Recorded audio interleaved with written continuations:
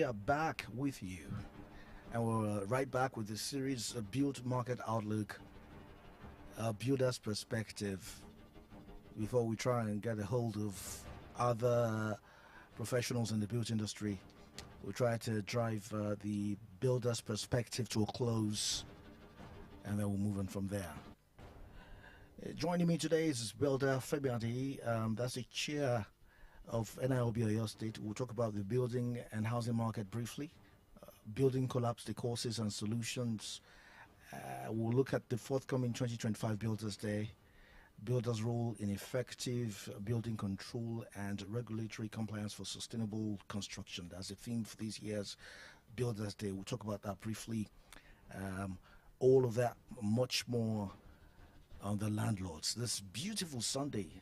I don't know what to call this weather, kind of lukewarm. It's neither hot nor cold. Over 270 buildings have collapsed in Nigeria within the last decade, according to statistics. This is a lot. We'll talk about. I really want to know what the causes are and the solutions. Is it really possible for us to have building construction without collapse in Nigeria in the near future? We'll talk about that. Just when you think maybe that will be the last one, you hear another one falling down, building collapse. And a 3-story building with a penthouse under construction collapsed in Oriwu Street in Lekki area of Lagos a couple of days ago. As at the time the story was reported, 2 persons had died while 14 persons were rescued from the rubble. Although the Lagos State Emergency Agency, LASEMA, said 6 persons were rescued, some are saying 12 or more. Well, expectedly, the victims were laborers working at the site. So sad, so sad. Just one life is already too much. One life in itself is too much, not to mention 2 or 4 people dying on a site. I think this is avoidable, completely avoidable. We'll talk about all that and much more as I'm joined now by the chair in NIOB Oyo State. Is a friend of the landlords, is a friend of the house. Thank you. Thank you so much for coming again this Sunday to the Landlords Sunday Special with yours truly, One Plot, Builder Femi Adeyemi. Thank you so much for taking our time to be here with us.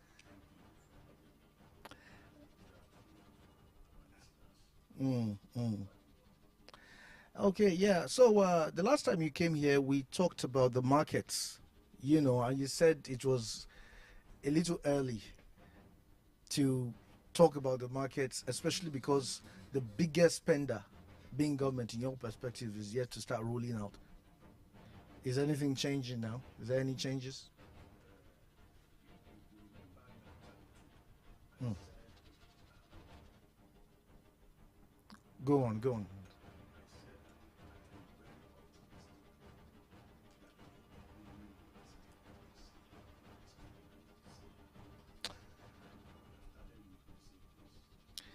Okay, just hold our thoughts. I will just try to put a few things under control here. We'll be right back.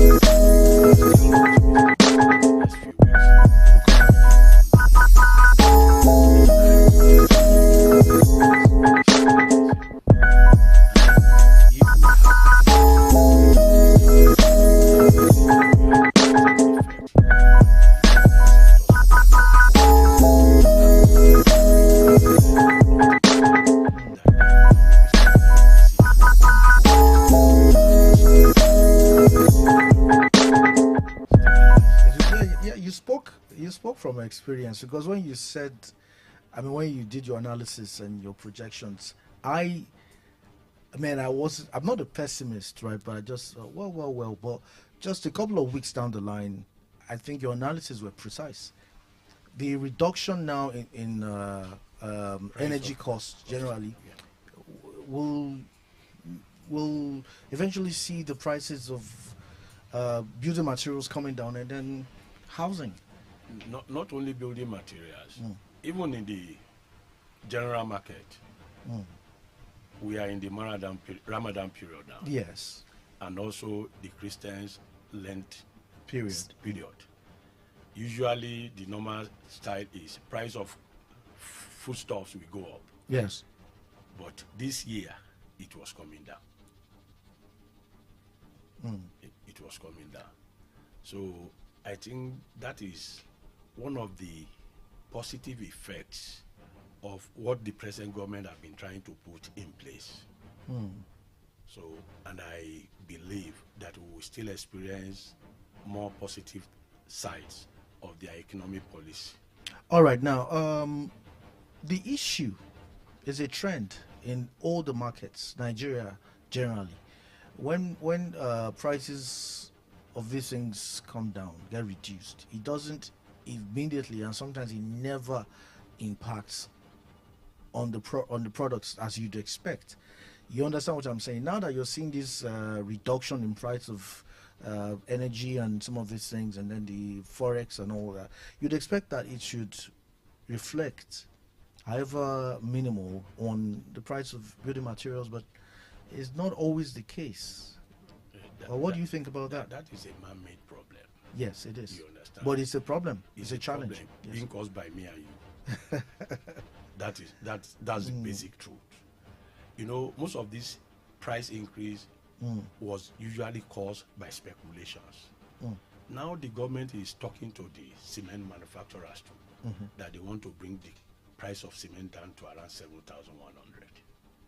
Yes, 7,000. Now the government is telling them, if the government is aware that the price should not be more than that. If you don't find a means of bringing it down to that rate, then we are going to open up the market for people to start bringing in cement. It may not materialize immediately, but after about 6, 8, 9 months, then it will start materializing. It will affect their own market. But it's that segment of the market is liberal. I mean, people are allowed to set up, or is there a kind of setting up a monopoly? Setting up a cement factory is not that easy. It's not. It's not that easy. Capital intensive. Yeah, capital intensive. Then the time it will take for you to have the logistics and everything. Build network. Yeah, that is just it. So, and really, when you even look at that sector, it is the people that are involved in the distribution that are usually creating the hike. They are usually the one. But government believe that there is a way the manufacturers also who work on this. I'm sure that's the reason why they are trying to put the pressure on them. You know, because I'm just thinking very quickly before we move on to other things, I'm just thinking that people who have had houses that they built when the prices of building materials was relatively high, how would they sell now in the same market?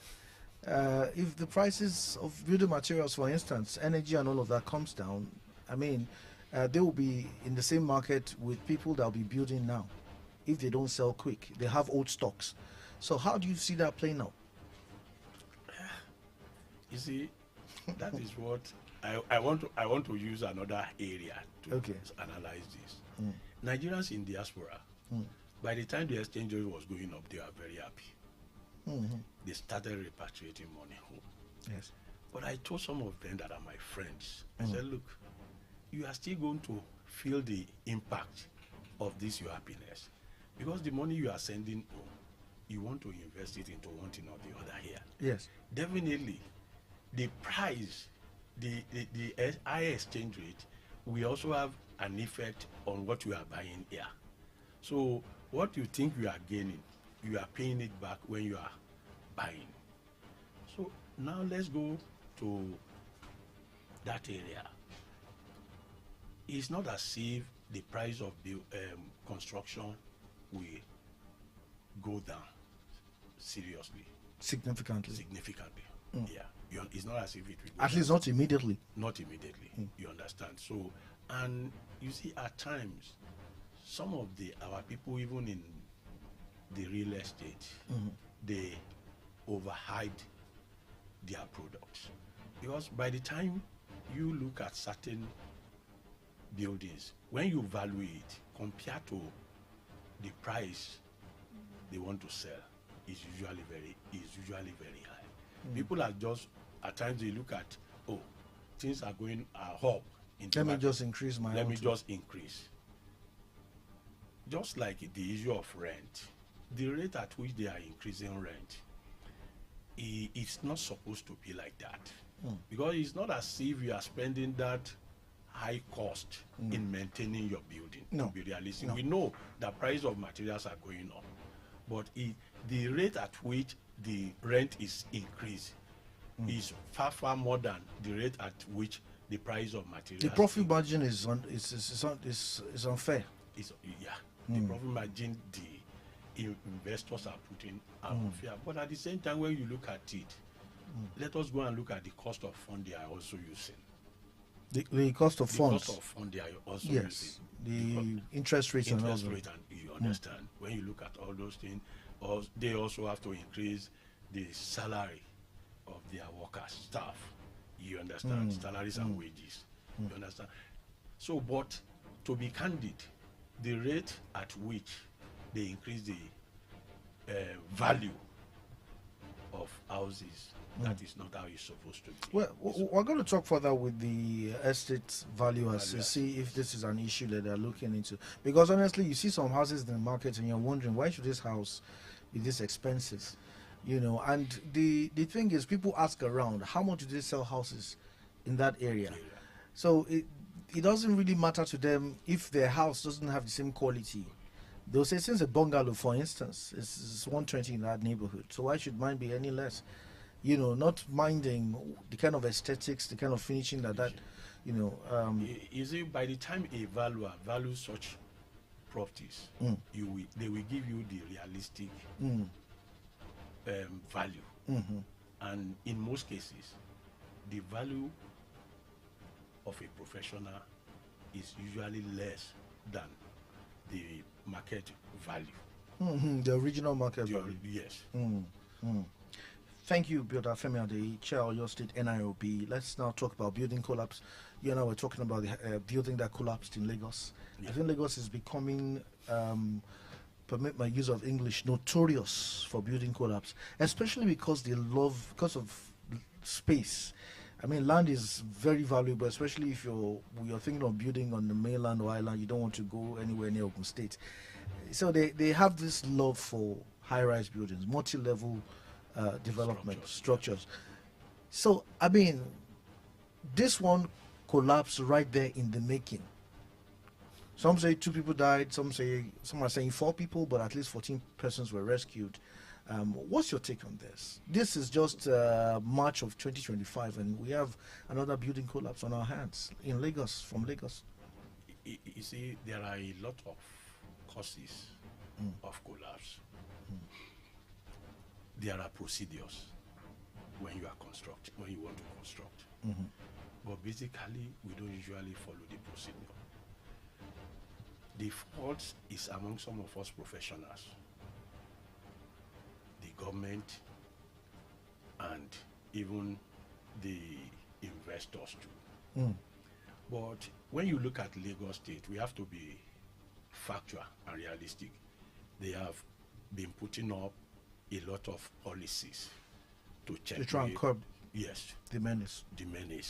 But despite that, you know, Lagos has the highest number of construction works. It's the construction capital of Nigeria. It's the economic capital as also well. the construction capital. Now, despite all the policies they have put in place, you will notice that there are a lot of construction works going on in Lagos that qualified professionals are not involved in. Most of these collapses, if a qualified professional is directly involved, you will have seen the... It wouldn't have happened. No, I'm not saying it wouldn't have happened. But it shouldn't have happened. There are a lot of reasons that a building could collapse. Okay. A lot of reasons. No, there are man-made reasons, and there are we have act of God.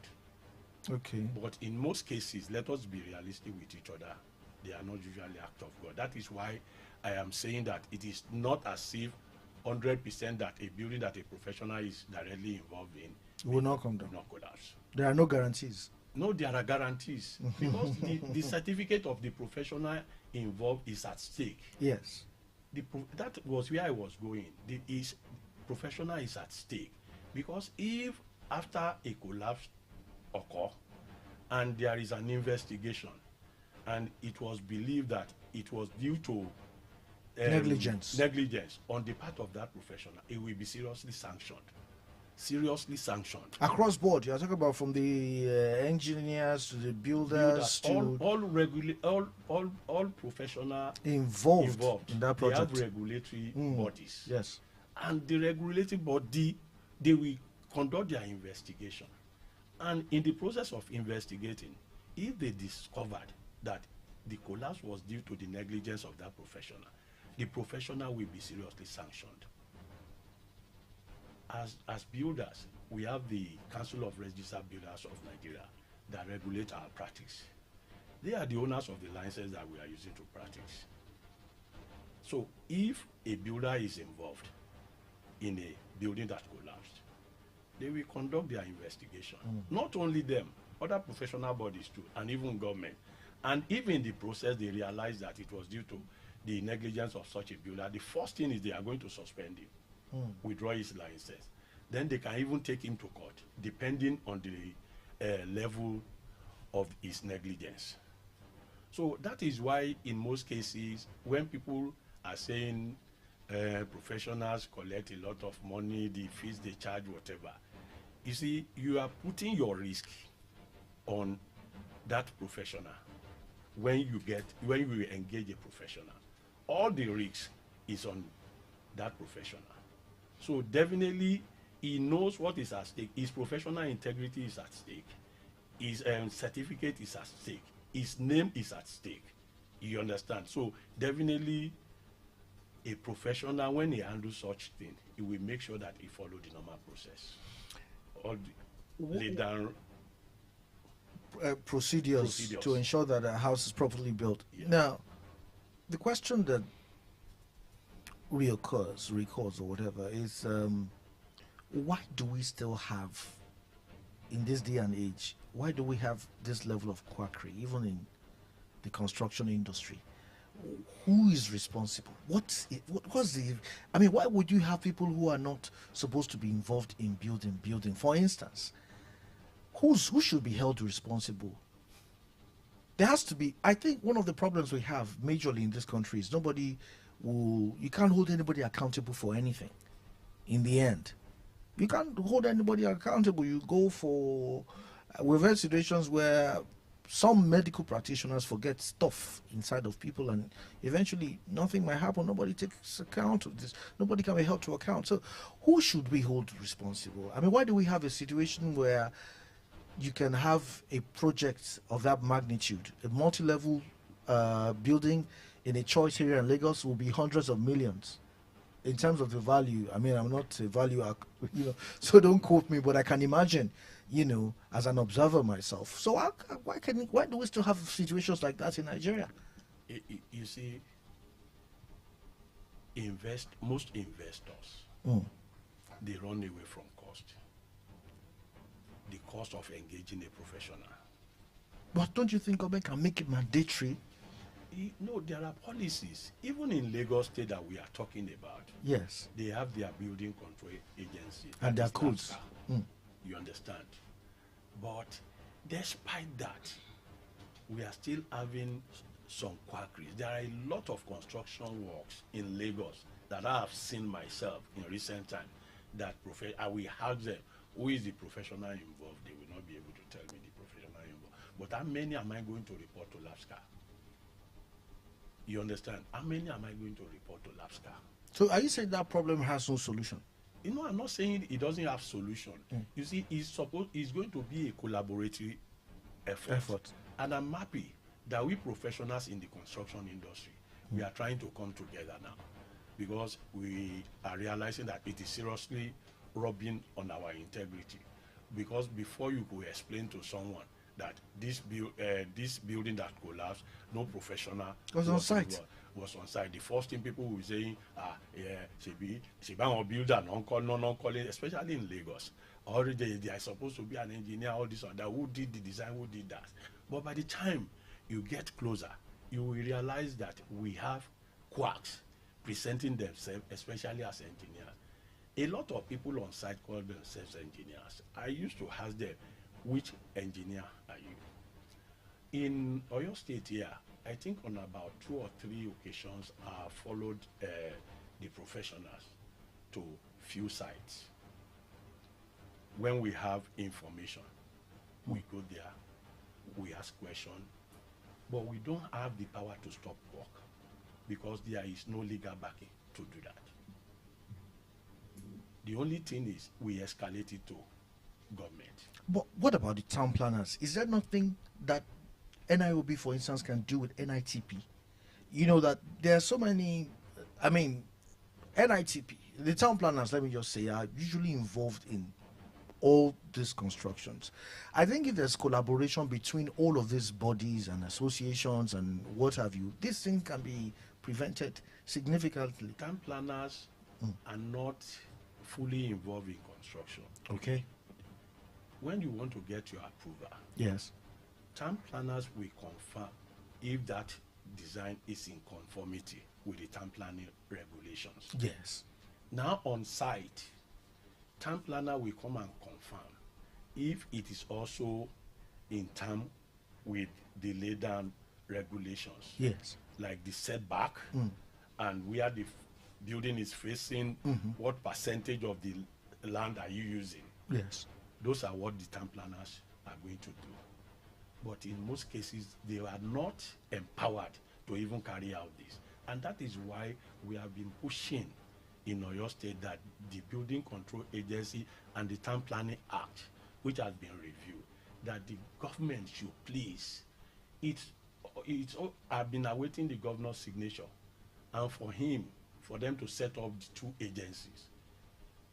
For how long have you been on this? I think the status of assembly passed it into law toward the tail end of the 4th term of the governor. This present governor? This present governor, I think it was about 2 or 3 months to the end of that tenure. They passed it to the governor, and we have been appealing to His Excellency that he should please let us have a building control agency in Oyo State. So, in the absence of a building, sorry, hold that thought. I want you to continue that line of thought. But in the absence of a building control agency in Oyo State, where you have a lot of developers trooping in constructions here and there, who regulates building in this state? At our own level, we try to, but like I said, we are not legally backed. But you know, taking into consideration our collaboration, there are some sites we will try to work into to carry out the normal checks we're supposed to carry, but we said we don't have the. Who will say that? The site owners. You know, when you see a construction site ongoing, we need to go and check: are the right professionals the ones handling that? Yes, which is for everybody's safety in the end. But we don't have the law to back us to do that, and that is what LAPSCA is doing in Lagos State. Before you commence construction, there are certain approvals you need to obtain. Yes. You will obtain approval from physical planning. The approval you got from physical planning, before you commence implementation on site, LAPSCA have to give you the approval. They will confirm the professionals that are supposed to work on it. They will ask for a lot of documents. And by the time you start your setting out, LAPSCA will be there. They will send their, or when you do finish your set, they will come and confirm all these things. And let me be frank with you, it's because of these policies that are in place that the number of collapse had reduced in Lagos State. It has reduced. We will have had more collapses now. And that is why we are appealing, but because the rate of real estate development is on the high side in Lagos State. I mean, it's obvious. You can see it all over. Yeah. So that is why we are appealing to His Excellency to please let us. What have you done with this appeal recently? You see. I mean, I know that you're doing a lot of advocacy media. Have you tried to, if I may, lobby to see what you can get done? We have done what we could do in that area. You understand? We have done all that we could do in that area, and we are still not relenting on our effort. Not only the NIOB, other professionals too. We have been, the NIA. You know, anytime we come together, we meet. Like on Saturday, there is going to be a program also on building collapse, and we are all invited. And you're also going to be having this with the government participation. You have representatives from the Ministry of Lands. We will send them to the governor. It's not. I'm sure. Probably there must be one reason or the other. Yes, you need to hear from them too. Yes, you understand. It's not as if we are putting all the blames on His Excellency, but we are appealing. Let us start regulating all these things now. Like when you look at the theme of the Builders Week this year, it says builders' role in effective building control and regulatory compliance for sustainable construction works. But it's taking place in Abuja. What's going to be happening? No, it's not only in Abuja. It's all over the federation. Okay. It's all over the federation. It will be going on simultaneously. Do you have a lineup of activities in Oyo State? Yes. Yeah, we have a lineup of activities, and most of what we are doing is advocacy. Yes. Like we said, we go to various media houses. Then we meet some government functionaries too, to discuss with them on how some part of what we have said agitate that the building control agency should come up and should be established. Should it be independent? But it's left for them to decide how it will operate anyway. They know all those things because we were part of those that put all these things together. All the professionals in the construction industry in Oyo State, we came together. We worked with the people from the government side. We came up with these papers. So it is there. How it's going to be set up, everything is there. Wow, that's good. Yeah, everything is there. So we will still advocate. Then there is another aspect of it that we say catch them young. We will go to different secondary schools. We will go and talk to the... As a part of the Builders Day coming up, or... as part of the Builders Day coming up. It will usually have a week in Oyo State. A week of activities. A week of activities starting from Monday. And we started that in Oyo State. At the national level, they have copied us, and most states too. They are now having a week program. I hope that there are so many things that we could talk about, but I hope that the NIOB is getting a lot of funding. You know, I don't want to talk about because for you to be able to really do this successfully, you're going to need to partner a lot with the media. Yes, and that was the reason why I said we are using media. You have to use media because effectively. At a time, we used to have a walk, at least to be able to move around the town, move around in Ibadan, Ogbomoso, Shaki, and Irua, and Oyo. But because of the security situation in the state, we cannot do that. Well, go on. So the best thing we could do is through advocacy like this.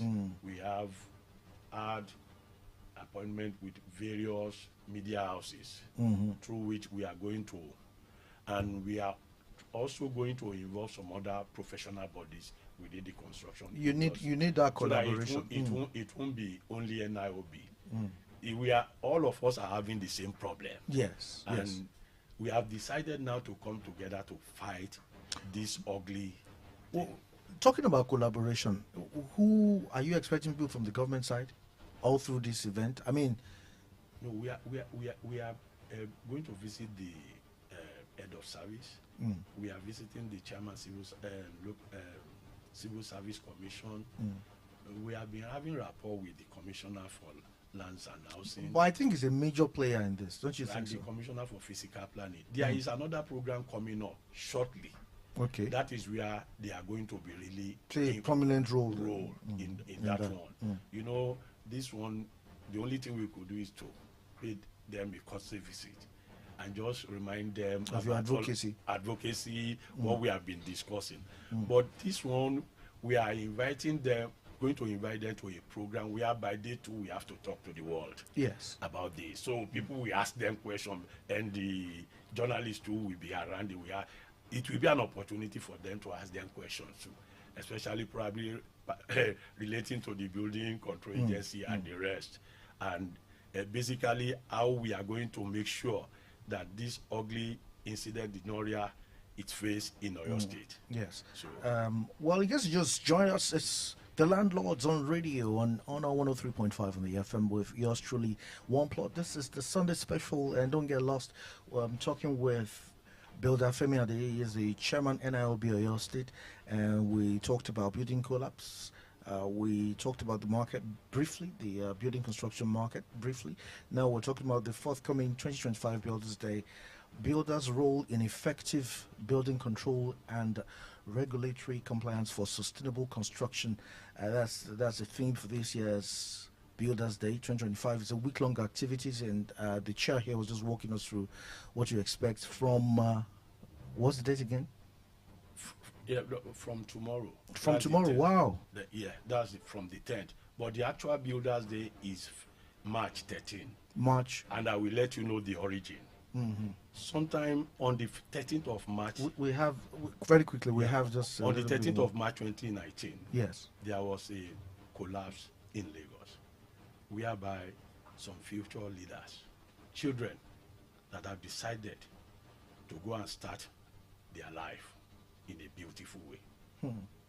20 of them died in that building collapse. In Lagos? In Lagos at 53 Massey Street, Lagos Island. How many of them? 20 of them. 20 children? 20 children. Young ones. Wow. So they were in school and that building collapsed.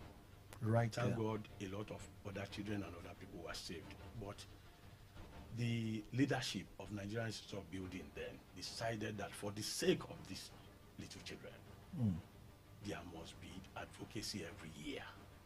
We must find a means of stopping it. Building collapses have been occurring before that time. Yes. But that was a very nasty incident.